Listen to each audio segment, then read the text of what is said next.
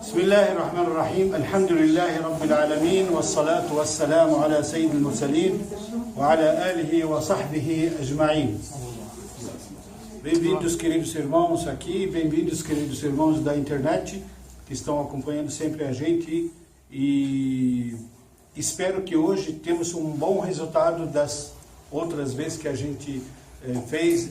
A gente está mais ou menos fazendo um tipo de encerramento na história dos profetas, para que a gente possa entender todos da forma certa e na visão islâmica, dentro da visão islâmica, inshallah. Antes disso, eu queria, todo mundo já deve saber, mas quem não sabe, vocês têm o nosso querido irmão Sheikh Ibrahim, hafidhahullah, é do Iêmen, e dos que memorizam o Corão completo, né? Quer dizer, uma pérola, um diamante que vocês têm nas mãos, só saber aproveitar, só saber frequentar aqui para poder, né, ter. Ele vai ficar, inshallah, por um tempo, não sei se é muito tempo, mas por um bom tempo, e principalmente Ramadã.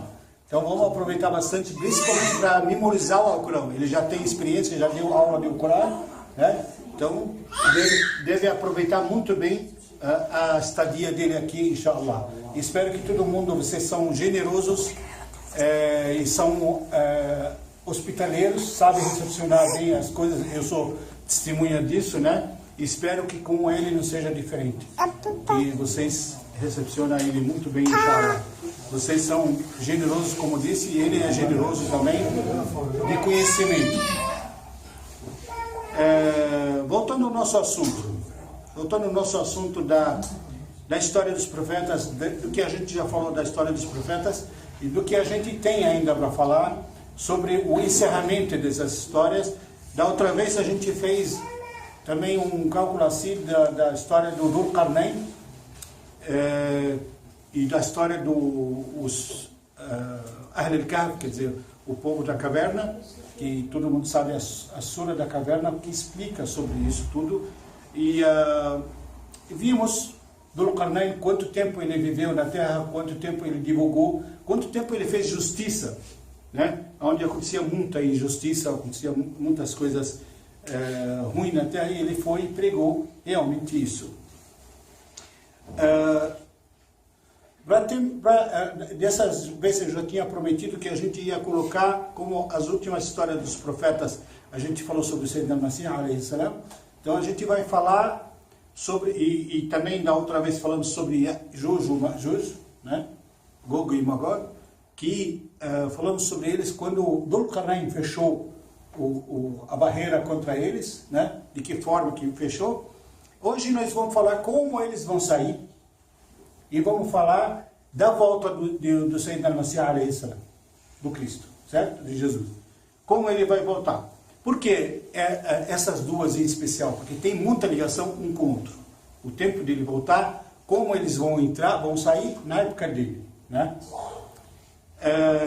Inshallah, se Allah subhanahu wa ta'ala abençoar o nosso tempo, se der para fazer tudo, a gente faz. Se não der, a gente deixa uma parte para outra vez, inshallah. Agora no Ramadã acho que a gente vai ter mais frequência e a gente, inshallah, conclui tudo junto.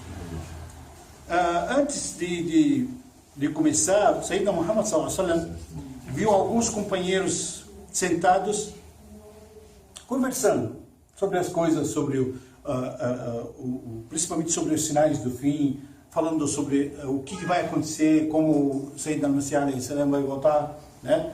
Aí ele perguntou em que vocês estão conversando. Eles falaram assim: a gente está falando sobre a Sa'ah, sobre a hora, quando vai acontecer. Aí ele falou para eles assim: pois saiba que não acontecerá a hora, não virá a hora, até que vocês vissem Ashru Ayat, quer dizer, 10 sinais. 10 sinais. Quais são esses sinais? Dentre eles, o Dukhan, a fumaça. Entre eles, a Dajjal, né? Que é o Cristo falso, Jesus, né? Dentre eles, a besta, né? Que se fala a besta, né? Do animal, né? A Dabba. E o nascimento do sol, ao contrário do lugar oposto de que ele nasce normal. Dentre eles, a vinda do Isa, alayhi salam, Jesus. Então, e Yajuj e Majuj também, entre esses, Gog e Magog, que vai, entre esses sinais que vai vir.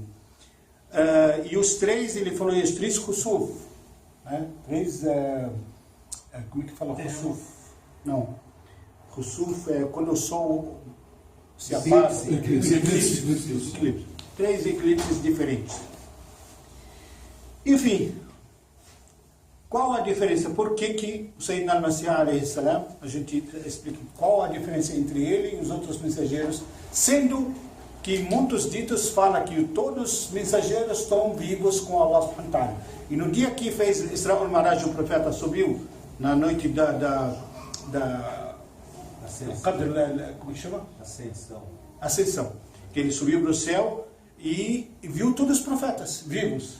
Porque a diferença entre eles e Sayyidina al-Masih alayhi salam. A diferença é que Sayyidina al-Masih alayhi salam, Allah subhanahu wa ta'ala falou que وَمَا قَتَلُوهُ وَمَا صَلَبُوهُ وَلَكِنْ شُبِّهَ لَهُمْ.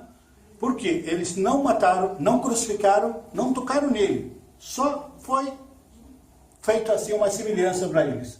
Eles pensaram que eles mataram, como alguns também, os cristãos, acreditam que ele, depois de 3 dias, ele foi elevado para o céu e tudo.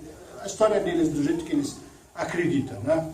Mas a diferença entre eles, Allah subhanahu wa ta'ala falou para eles, falou para o Sayyidina Muhammad sallallahu alaihi wasallam, isso é resposta também para as pessoas que hoje em dia acreditam, inclusive muçulmanos, acreditam que Jesus morreu realmente. Eles falam que quando fala o Sayyidina al-Masih, وَلَمَّا تَوَفَّيْتَنِي, muitos, يعني كثير من العلماء بيقولوا إنه المسيح عليه السلام في كثير اليوم دعوة في هذا الموضوع إنه المسيح عليه السلام مات توفي. ليش؟ لأنه قال ولما توفيتني. No versículo fala quando a الوفية em árabe significa, tem muitos sentidos. Quando encerrou, quando você fala que pagou uma dívida, قضيت الدين, استوفيت دينك, quer dizer, tem muitos significados, tem muito wafiyya. E essas pessoas acharam que al-wafat só é a morte, né? Existem muitos significados para a morte, inclusive tem a pequena morte, que quando a gente dorme, né? Quando a gente dorme, isso é uma pequena morte, e a grande morte é quando a gente morre realmente de vez. Só que o Sayyidina al-Masih alayhi salam só está feito, quer dizer, parou, acabou o tempo dele naquela época na Terra, acabou. Agora a outra fase, Allah subhanahu wa ta'ala falou que وَمَا قَتَلُوهُ, para todo mundo entender, وَمَا قَتَلُوهُ وَمَا صَلَبُوهُ وَلَكِنْ شُبِّهَ لَهُمْ, quer dizer, eles não tocaram nele, não mataram ele, ele não morreu. Isso para todo mundo entender, ele não morreu.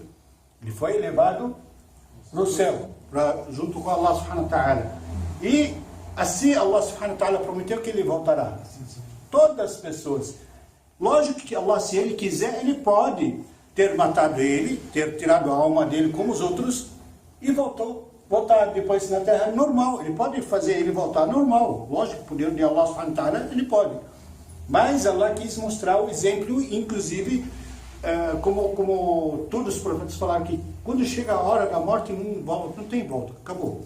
Todo mundo vai experimentar a dor da morte. Todo mundo vai experimentar. Só que ele não experimentou, Sayyidina al-Masih não experimentou.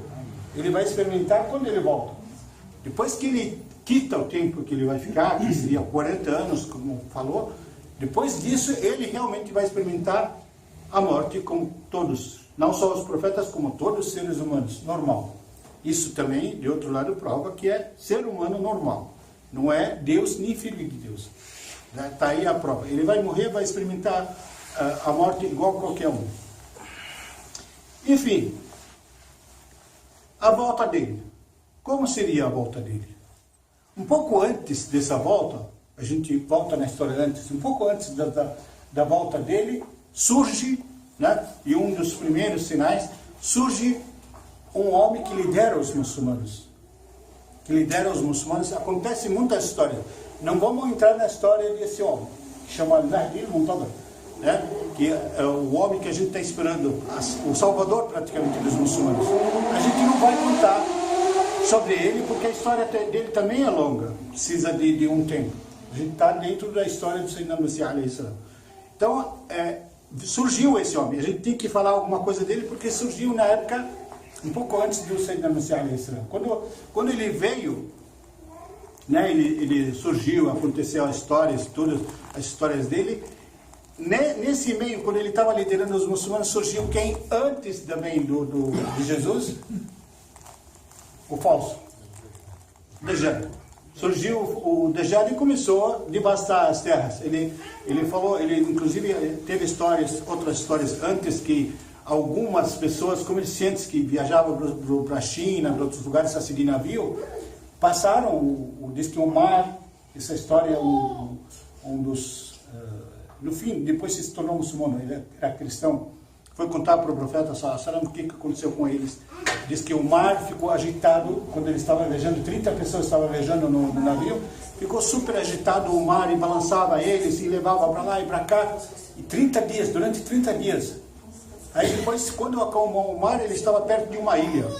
Eles foram até essa ilha para descansar e de repente eles viram a derba, né, que é o animal, né? O animal. Chama Tamim Ad-Dari. Tamim Ad-Dari. Esse homem que contou para o profeta. Aí eles viram esse bicho e é tão peludo, tão cheio de cabelo, que não dá para saber a cabeça dos pés. Não dá para saber, não dá para ver. Né? Aí quando eles chegaram, eles falaram: o que é isso? O que é você? Aí ela falou com eles. Ela falou para eles: vem para cá que tem um homem que quer saber muita notícia de vocês. Aí ela guiou eles, foi na frente, eles ficaram assustados, mas guiou eles, foram até uma caverna gigante lá. Quando entraram lá dentro, tinha quem? Tudo amarrado com correntes bem grossas e tudo amarrado, bem amarrado lá dentro. E quem era? Eles começaram a perguntar: quem é você? Não sei o que. Ele falou: vocês já sabem da minha notícia, eu estou amarrado aqui, não posso sair daqui, vocês podem fugir. Então eu preciso saber a notícia de vocês primeiro, depois vocês saibam as minhas notícias. Ele falou para eles: surgiu dentro de vocês, muitas perguntas, não está em ordem, surgiu entre vocês um profeta? Eles falaram assim: e o que o povo dele está fazendo? Tem alguns que acreditam, outros não acreditam. Sabe o que ele falou? Melhor para ele seguir ele. Esse homem é o caminho certo. Era o profeta Muhammad sallallahu alaihi wasallam. Aí ele falou para eles assim, de outro sinal, você lembra qual que é o... Se secou o lago de Taparia. Teve uma que eu li hoje. النخل حاجة زي النخل. Tamar, Tamar. Se acabou as tamareiras, algum lugar especial. Imagina que tem tamareiras especiais. Acabou as tâmaras delas, eles falaram: não, ainda não. Ele falou: vai acabar. Uma hora vai acabar, um dia vai acabar. Isso daí vai acabar, não vai sair mais nenhuma tâmara. Fica as árvores secas. Aí ele falou para eles assim: a Buhaira de Tabaraia, um lago grande, gigante, secou. Eles falaram: não, ainda está muito seco. Ele falou: vai secar. Né? Aí eles falaram para ele assim: mas todas essas perguntas, quem é você? Ele falou: eu sou Dajjal, eu sou o Messias Dajjal, quer dizer, o falso Messias, né? Eles falaram assim, eles viram o jeito dele gigante, com um olho só, exatamente como o profeta falou dele, um olho só, assim, mas não como as pessoas falam. Hoje em dia tem muitos seguidores para ele. E tem milhares de pessoas que estão esperando a volta dele. Estão esperando para seguir ele. 70 mil judeus vão seguir ele de Asfahan. Não sei se vocês ouviram falar. Asfahan é no sul do Irã. Do sul, né? É sul do Irã.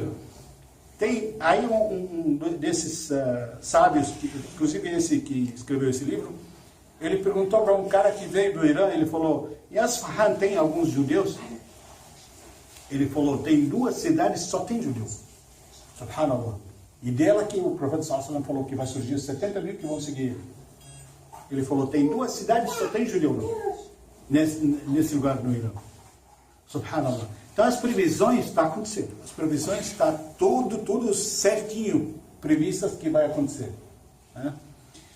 Enfim, aí esse homem, né, gigante que eles assustava, o jeito dele assustava, falou para eles: quando Deus permitir para mim a saída, eu vou sair, eu vou pisar em toda a terra.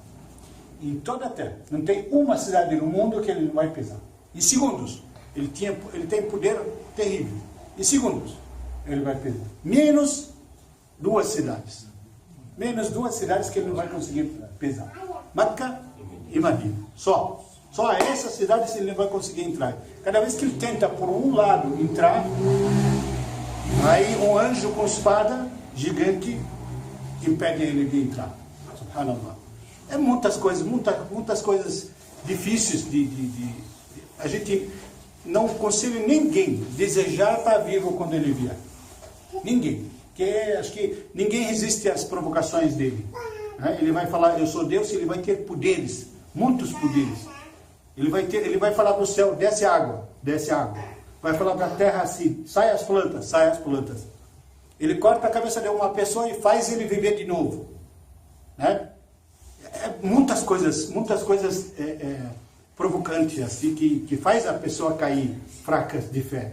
Mas chega para uma pessoa assim, que os pais dele morreram há centenas de anos, ou vamos supor que seja 100 anos ou menos, ele fala assim: se eu fizer, seus pais vierem falar com você acredita em mim? Ele fala: acredito. Aí ele faz. Mas só que quem são? Vem o pai e vem a mãe. E fala assim: filho, esse homem é verdadeiro, esse homem é Deus, segue ele. Mas quem são esses que estão? Não são os pais dele, são gente que segue ele, que são igual a ele. Né? Todos os fiéis que aguentam, que resistem nessa época, na época dele, vão perceber que ele é o falso. Por quê? Porque vai estar escrito aqui letras de incrédulo. Em árabe chama kafir. Né? Quer dizer, juntando são letras separadas, mas juntando chama kafir, quer dizer incrédulo. Todo mundo vai saber disso. Quem tem fé nessa época. Voltando à nossa história. A nossa história de Messias verdadeiro. Né? Então, quando esse homem, esse Mahdi, estiver organizando os muçulmanos, tudo, vem esse Dajjal e devasta a terra. Devasta a terra, ele faz o que ele quiser. E chega até nos países árabes. Inclusive, os muçulmanos, alguns tinham acabado de fazer uma batalha gigante, e quando eles estão venceram, praticamente vão avançar para frente, vem o Shaitan e fala para eles assim: o Dajjal surgiu, quer dizer, o falso, né, Messias, surgiu na terra de vocês e as suas famílias estão em perigo. Aí todos eles largam e voltam para a terra deles. É o anticristo que os católicos chamam de anticristo, esse Dajjal. Isso. Só que eu vou deixar uma dica. O anticristo hoje, até os evangélicos e os católicos falam, tem o anticristo, mas na maioria vão acreditar nele. Por quê? Alguém sabe o porquê? Talvez estão sendo influenciados pelo próprio anticristo. Isso, ele faz milagre. Não é só milagre. Ele se acredita que o Jesus, o que é? Deus. E ele vai falar o que eu sou o quê? Deus. Então eles vão seguir ele, entendeu? Por quê? Porque ele exatamente vai surgir do jeito que eles querem, do jeito que eles pregam, do jeito que eles acreditam, né? Então eles vão seguir ele. Vão seguir ele do jeito que ele, né, fala, porque eles acreditam nisso. A base deles é isso, né? Enfim, nessa época eles não vão achar que ele é anticristo. Muitas pessoas, inclusive incrédulas, ela vai, tanto é que isso ainda não sei quando voltar, vai ser mais rígido, inclusive. Muitas pessoas vão achar, talvez, que o Messias verdadeiro é o falso. E esse é o verdadeiro. E do jeito que eles acreditam. Que a gente falou, do jeito que eles acreditam. Enfim. Surgiu, eles voltam para as terras deles e de repente, principalmente em Damasco, onde ele vai aparecer, vai surgir o Messias verdadeiro, veio maior parte desses exércitos que estavam em batalha, se vieram e se juntaram lá, E de repente, um dia ele estava... Porque o falso, ninguém que consegue com ele. Ele tem poderes, muitos poderes, ninguém consegue. Nem exércitos, nem países, nem milhares de exércitos, ninguém consegue com ele. Né? Então, quem vai conseguir deter ele? O Messias verdadeiro. Só ele que consegue deter. Ele devasta a terra, faz o que ele quiser, pisa em todas as terras, até chegar onde? Na Síria, na direção de Jesus. De Quds, quer dizer, Jerusalém. Quando os muçulmanos estão juntos, todos estão juntos na Síria, em Damasco, por isso que o profeta sallallahu alaihi wasallam falou, no final dos tempos, todo mundo deve ir para o Sham, deve ir para aquele território. Nessa época é o melhor lugar, o mais seguro e o sagrado. Só que nele vai acontecer muitos massacres. E o que está acontecendo hoje? Muitos massacres. Hoje está acontecendo muitos massacres. Isso é o início dessas tragédias. Isso é início. A gente sente, a gente fica com dó, a gente, sabe, não queria que acontecesse tudo isso. Mas isso é previsto, vai acontecer. Está acontecendo porque estava previsto, já está previsto. O que acontece? Quando ele chega e fica todo mundo a perigo, no lugar que o Senhor falou vai surgir, inclusive, gente, ele falou, ele vai descer perto da Torre Branca, aonde na Sharqi Damasco, né? Ele fala, Sharqi Damasco. Masjid al-Amr. Não é dizem que não é o Masjid al-Amr, uma porta num bairro totalmente cristão. O bairro que essa torre diz que os cristãos há muitos 700 anos atrás, não, no ano de 741,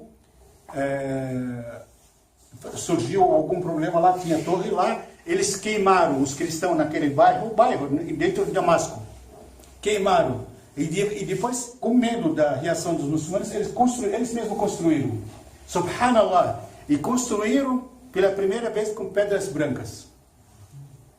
E o Rasul sallallahu alaihi wasallam falou o quê? Perto da Torre Branca, né? Minarete branco. Então, não era branca. Depois disso daí, 741, quer dizer, o Sayyidina Muhammad sallallahu alaihi wasallam já tinha falecido, já tinha morrido. Você vê como é que é a previsão dele verdadeira, certinho. A Torre Branca realmente era a Torre Branca, a Minarete branca. Né? Aí, eles todos preparando para rezar a reza do Fajr. Alguns sábios falam a reza do Asr. A maioria fala a reza do Fajr. E está dirigindo as rezas al-Mahdi, nessa época. Né? Aí, de repente, acontece um tipo nuvem, assim, de escuridão total, assim, ninguém vê nem o dedo, assim, na frente. Parece que saíram fora do mundo. Todo mundo ali, por alguns minutos, né? E de repente desce Jesus. Desce sobre duas asas de anjos, né? 2 anjos descendo, ele põe as mãos assim, uma mão em cada anjo, e desce nessa minarete. Desce entre os muçulmanos. Quando eles veem ele, o jeito que eles viram ele, eles sabem, porque o profeta sallallahu alaihi wasallam falou, especificou como ele é. Ele falou, ele era marbur. Marbur significa nem alto nem baixo. Largo o peito dele bem largo.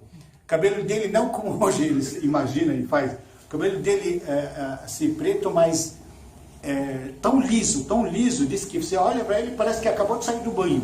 Parece que está pingando algo. Isso é detalhes que o profeta sallallahu alaihi wasallam falou dele. Né? E o rosto dele, muito, muito branco, chega a ser no meio aqui vermelho. De tão branco que é. Chega a vermelho, ser vermelho. E muito bonito, ele falou. Muito bonito também. Isso. Então, os muçulmanos viram ele daquele jeito e reconheceram. Mas, perguntaram, ele falou que era Ibn Maryam, né? Filho da Maria. Aí, o Mahdi já estava lá, a Iqama de Salat, quer dizer, estava feita a Iqama de Salat. Quando a gente vai rezar, a gente faz a Iqama, né? Já estava feita a Iqama de Salat para eles começar a reza do Fajr. Aí o Mahdi voltou para trás e falou para ele, vim dirigir a reza. Ele falou, não. Eu vou seguir a Sunnah dos muçulmanos. A Sunnah dos muçulmanos, que é quem lidera sempre a reza é a pessoa do local. Tipo, se eu for para casa de alguém, por educação, mesmo que se eu conheço mais que ele, ou sei do Alcorão mais que ele, por educação, ele dirigir a reza. Ou aqui na mesquita tem que ser o sheikh local que dirige a reza. E por essa sunna, Sayyidina al-Masih não quis dirigir a reza, ele seguiu já a sunna. Isso mais uma prova do que quando ele morreu, quando Allah subhanahu wa ta'ala falou, yani tawafá, quer dizer, falou para ele, acabou, ele quitou, ele não voltou como profeta e mensageiro com Sharia, com livro, né? Então ele voltou para seguir, exatamente como líder, mas para seguir o que já existia, que é o Corão, né? Corão e a Sunna. Seguiu certinho, Corão e a Sunna. Enfim, lideraram a reza, quer dizer, rezou com eles, e depois disso ele já sabia que o falso estava passando por lá. Subhanallah.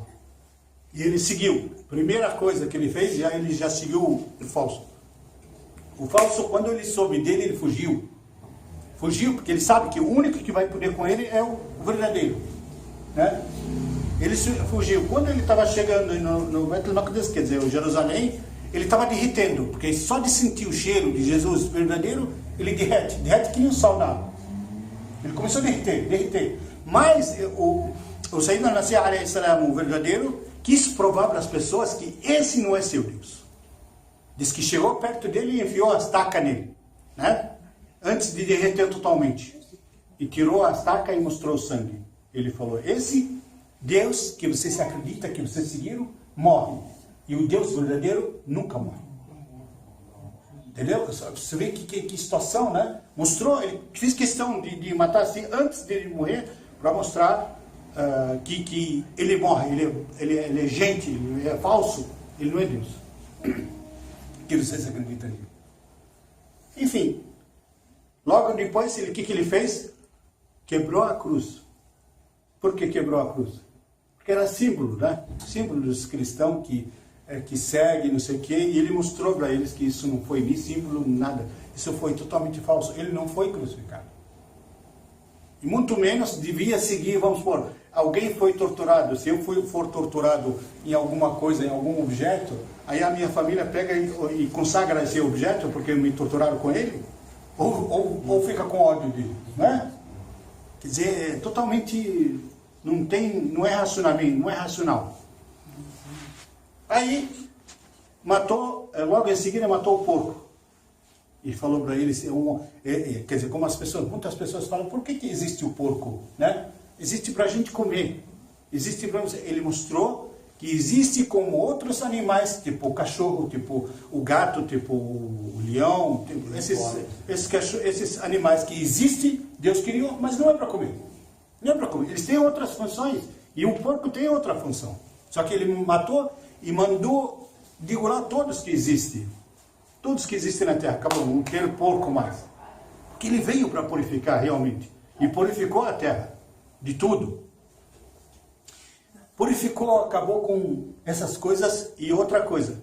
Num país muçulmano, existe, tem lei islâmica, como houve já países islâmicos, tem lei islâmica que é aplicada no local. Agora, se aqui, vamos supor, aqui a lei brasileira, a lei islâmica, que seja, vamos supor, exemplo, né? E tem outras pessoas que não são muçulmanos. Esses que não são muçulmanos têm que pagar uma coisa chamada jizya, né? Jizya. Por que jizya? Porque é do jeito que a gente paga. Como muçulmano a gente paga zakat. Como esses que não são muçulmanos não pagam zakat, eles têm que pagar jizya. E essa jizya aplicada é igual ao imposto, igualzinho ao imposto. Aplicada para quê? Para a proteção deles. Para eles entrar na proteção do governo, né? Como a gente paga aqui o imposto, temos que pagar. Com esse imposto nós temos polícia, nós temos limpeza, nós temos as coisas públicas que é usada para nós a nosso favor, né? Então, esse é o imposto. Não é pago o imposto como os muçulmanos, então paga a jizya. Só que nessa época, na Masih não aceita mais jizya de ninguém. Que aí chega ao limite, aí purifica, separa tudo. Ou muçulmano ou não é, né? Não tem mais, não tem que ter mais a pessoa que não é muçulmano. Tem que ser tudo, nessa época, muçulmano. E é pouco espaço, pouco lugar que sobrou pouca gente. Enfim, purificou também. E dizem que ficou um governo dele fantástico, fabuloso. Mas antes disso, vamos completar a história do Yajuj e Majuj. Durante esse tempo, nós falamos da outra vez sobre Yajuj e Majuj, durante esse tempo que fecharam com aço, para quem não estava aqui na outra palestra, o Dhul-Qarnayn fechou as duas montanhas com aço, colocou ferros, assim, mandou acender fogo, né, até quase derreter, e depois derreteu o quê? Cobre. Se tornou o quê? Aço muito forte. Ninguém consegue cavar. E esse povo do Yajuj e Majuj vivia atrás, eles não conseguem mais passar. E eles todos os dias, eles tentam cavar, cava com as unhas, com ferros, com tudo que eles têm de capacidade. Aí quando aparece mais ou menos uma luz, praticamente já está aparecendo transparente, eles falam, amanhã a gente consegue sair. Aí eles saem e voltam para as casas deles, vão descansar. No outro dia, quando eles voltam, aquilo lá está fechado de novo. Todos os dias, durante milhares de anos, eles fazem isso, todos os dias. Eles falam, amanhã a gente vai sair. Só que eles faltou para eles uma palavra-chave. Qual que é essa palavra? Inshallah. Nunca eles falavam, nunca. Porque incrédulos, né? Até que um dia, né, nessa época que Jesus surge, aparece um deles que fala, né, amanhã a gente sai, inshallah. Aí quando eles voltam no outro dia, aquele buraco está cavado. Está do jeito que eles deixaram cavado, não fecha mais. Eles cavam mais um pouquinho e abrem, e saem. Uma nação que não tem limite, não tem tamanho, sabe? Não tem fim. E são pessoas gigantes, pessoas que faz anos, dizem, são anos que viviam lá, milhares de anos, sem comer. Imagina-se. Eles comem de vegetais, comem carne, de humano, de animal, de tudo. Até os animais fogem deles. Os mais ferozes, os animais fogem deles, mas não escapam. Não escapa nada. Tudo que eles pegam, eles comem. E aonde eles passam? Passa pelo mar lá, parece um mar morto ali, o mar, tudo, seca o mar. Seca as lagoas. Diz que as rachaduras que ficam na terra, onde tem lagoas e mar, as rachaduras, entra neles, trator a terra, é gigante. Tanto é que o último deles que passa por essas rachaduras, ele fala assim, acho que houve vida aqui. Ainda eles estão passando. Ele fala, acho que houve vida aqui. Não tem nem sequer, ali no lugar do mar ou no lugar da lagoa, não tem nem sequer terra úmida. Seca, tudo é rachadura. Logo, são nação insuportáveis. Aí eles estão chegando perto de Jerusalém. Estão chegando aonde está quem? O Messias alayhi salam. Eles estão chegando perto.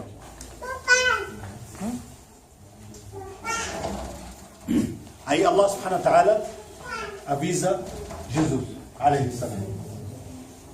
Avisa ele o que é? Ele fala para ele, vai até o Tur. Tur é uma montanha lá, que é onde o Moisés, né, subiu. Sobe até o Tur com o seu povo, leva seu povo, todos fiéis, sobe até lá, porque saiu uma nação das minhas nações, ninguém vai poder com eles. Ninguém vai conseguir com eles, nada. Então se escondam. Allah está avisando ele, olha só. Não tem exército, não tem nada que vai poder com eles. Se escondam. Aí ele foge com o que tem de fiéis, sobe lá nas montanhas. E eles ficam cercando as montanhas. Gente que não tem fim. Gente que aparece os animais, parece os bichos. Não tem noção, não tem dó, não tem piedade, nada. Não consegue nem dialogar com eles. Nada.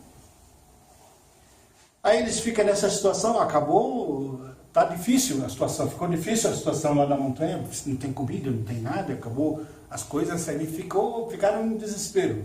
Aí Sayyidina al-Masih levantou as mãos para o céu e começou a fazer dua, para que Allah subhanahu wa ta'ala mandasse alguma coisa assim, que acabasse com eles, para poder descer, para poder, né? Aí realmente, Allah subhanahu wa ta'ala mandou, parece que foi feito para cada um deles, um bicho assim, tipo dudo, como é que chama dudo? Uma minhoquinha, né? Minhoquinha, tipo minhoquinha. Para cada um deles, veio do céu voando e entrou no pescoço de cada um deles. Veio no pescoço de cada um deles. Morreram. Todos. Não sobrou nenhum. Aí ficaram lá na terra. Aí o Sayyidina al-Masih mandava mensageiros para ver de longe, né? Para ver quem é candidato a descer, porque aquele que desce, se estiver vivo, não volta, né?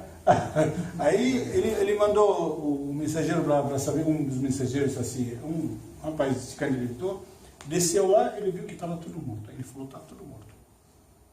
Eles iam dizer, quando chegaram perto ali, o cheiro insuportável.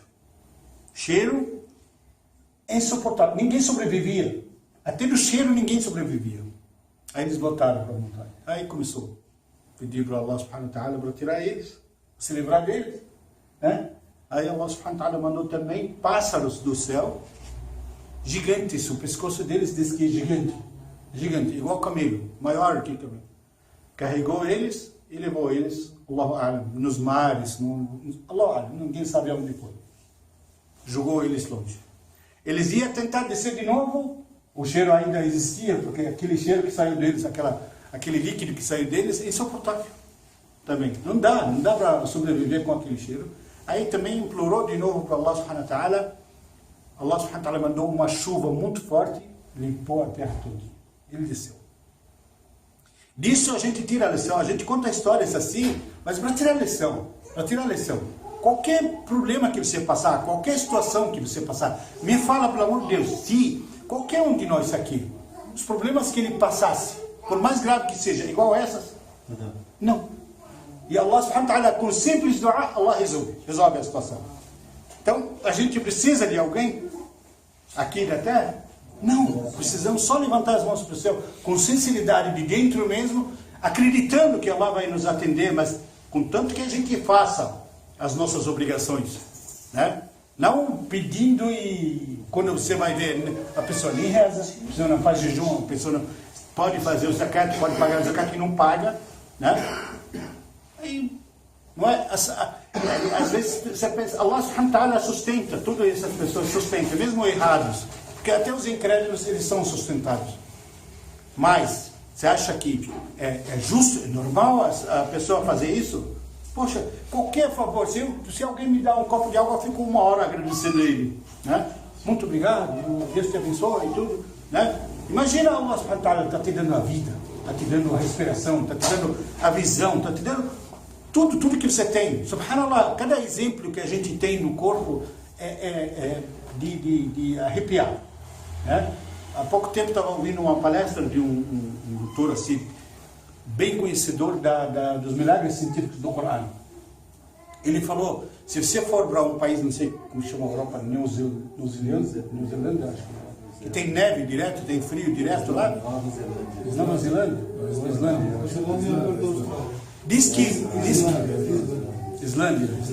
Diz que lá chega o frio, na neve, 70 graus negativo. 70 graus. E as pessoas vão tudo encoberta, tudo enrolado, até com cabeça e tudo. Só que ele encobre os olhos? Não. Por quê? Qualquer parte do corpo entrando em 70 graus negativo, congela ou não congela? Congela até o nariz, congela tudo se não estiver protegido. Por que os olhos não? Não congelam. E não precisa de proteção. Subhanallah, diz que tem uma camada na vista assim por fora, que protege disso, daí pode chegar a 100 graus negativo. Não atinge. Não acontece nada, não congela os olhos. Isso só, um pequeno milagre assim, né? Como Sayyidina Abu Bakr disse para Allah subhanahu wa ta'ala, não te adoro temendo seu inferno, nem te adoro interessado no seu paraíso, mas te adoro por merecer ser adorado para Allah subhanahu wa ta'ala. Assim que ele falou. Entendeu? De tanto milagre, de tanta coisa que a gente tem no corpo, de tanta coisa tanta dádiva que Allah nos dá diariamente, né? Não merece a gente fazer as coisas que Ele mandou fazer? Orar sem corações, fazer as zakat. Você acha que a gente está alimentando Ele com isso? Ao contrário, Ele não precisa da gente. É apenas uma prova. Essa vida toda aqui na Terra é uma prova. Uma pequena prova que a gente passa para, no dia do juízo final, a gente ser julgado. Como se fosse uma prova na escola. Passou por ela, passou.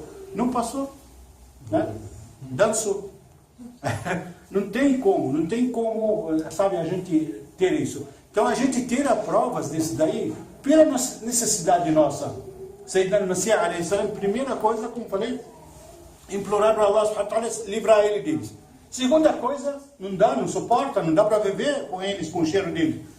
Pediu para Allah subhanahu wa ta'ala de novo, junto com seus fiéis, aí tirou eles. Pediu para Allah subhanahu wa ta'ala de novo, mandou uma chuva, limpou a situação. Né? São coisas gigantescas que ele pediu para Allah subhanahu wa ta'ala e Deus atendeu. Agora, se a gente pedir para Allah subhanahu wa ta'ala curar a gente de alguma doença, ou salvar a gente de uma situação difícil, ou fazer a gente ter assim, saúde, ter uma inteligência para aprender as coisas de Allah subhanahu wa ta'ala, não vai nos atender? Vai. Allah subhanahu wa ta'ala falou para o Sayyidina Muhammad sallallahu alaihi wasallam, falou para ele assim, diz para o meu povo, para os meus servos, eu estou próximo. Né? Aquele que quer suplicar, pedir para mim alguma coisa, estou próximo. Só pedir, não precisa de intermediário. É só pedir, só levantar as mãos para o céu e pedir para Allah subhanahu wa ta'ala. Está aí, Sayyidina al-Masih alayhi salam voltou da montanha limpa, tranquila, viveu com esse povo que ele ficou lá 40 anos. Nunca na terra houve tanta paz e tanta tranquilidade como nessa época, nesses 40 anos. Houve muita tranquilidade, muita paz, muito sossego. Diz que Ele acabou com os judeus? Não, nessa época tem outra história que fala aqui dos judeus, né? Quando acabou. Isso foi antes. Isso foi antes. Diz que nessa época uma fruta só. Eles mostram até aqui numa imagem o romano. Uma fruta só alimenta quase 15, 20 pessoas. Uma fruta, de tão grande que é, e de tão abençoada que é. Os camelos vivem junto com os bichos ferozes. Os lobos não são os inimigos número 1 dos carneiros. Diz que os lobos se tornam como cachorros cuidando dos carneiros. Paz com tudo, não só com os humanos, com todo o mundo, com todas as criaturas de Allah subhanahu wa ta'ala. Subhanallah. Diz que um boi de tão grande, de tão gigante, quando mata ele para alimentar, ele alimenta a cidade inteira.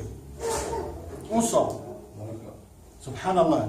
Então é baraka, é a bênção assim, jorrando nessa época. Durante 40 anos. Tranquilo, tudo. Até que chega a hora ele casa, Sayyidina al-Masih vai casar, vai ter filhos, normal, como qualquer um, né? E aí sim chega a morte, e nisso nunca nesse povo que ele teve, nenhum incrédulo, nenhum. Não teve mais nenhum incrédulo, nenhum que tenha sequer dúvidas das coisas de Allah subhanahu wa ta'ala. Todo mundo acreditando, todo mundo seguindo direitinho, todo mundo nessa vida abençoada. Diz que você sai nas ruas para dar o zakat, ninguém aceita. Ninguém aceita, porque está todo mundo satisfeito. Você chega para a pessoa e fala, tem 200 mil aqui, zakat, pelo amor de Deus, aceita. Aí ele fala, alhamdulillah, tem suficiente, não precisa. As pessoas se encontram barras e barras de ouro, troncos que nem árvores no meio da rua, de ouro e prata, ninguém olha. Ninguém olha, está todo mundo satisfeito, todo mundo tranquilo. Subhanallah. Se a gente seguir o caminho de Allah, mas hoje tanta corrupção, tanta coisa errada que existe na humanidade, né? Qualquer um de nós é corrupto. Qualquer um de nós é corrupto.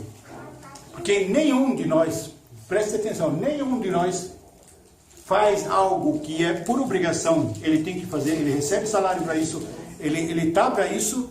Se ele não ganhar por cima, ele não faz perfeito. Isso é corrupção ou não é? Né? Então ainda, nossos corações não estão puros totalmente. Né? Para a gente ter essa tranquilidade, que isso ainda não é como ele e o povo dele, porque tudo era puro, ele não aceitou mais ter uma pessoa duvidando de Allah subhanahu wa ta'ala ou duvidando da fé e das coisas religiosas. Então eu espero que Allah subhanahu wa ta'ala abençoe todo mundo. Espero que essa história e essas informações da volta do Sayyidina Masih alayhi salam e da Gog e Magog da forma certa, da forma islâmica simples, mas essa visão islâmica sobre Gog e Magog e sobre a volta de Jesus, inshallah, espero que todo mundo tenha compreendido e todo mundo segue e estamos perto, nas portas do Ramadã, inshallah, e espero que todo mundo aproveita bem, adore Allah subhanahu wa ta'ala bastante, se prepara como se estivesse preparando, porque o Ramadã igualzinho, vamos supor, mais importante do que é uma época, igual dezembro para os comerciantes, né? Não é a época do comércio, do trabalho, mais ou menos até mais do que isso. Então, tem que aproveitar e tem que se preparar bastante. Barakallahu fikum. Assalamu alaikum wa rahmatullahi wa barakatuh.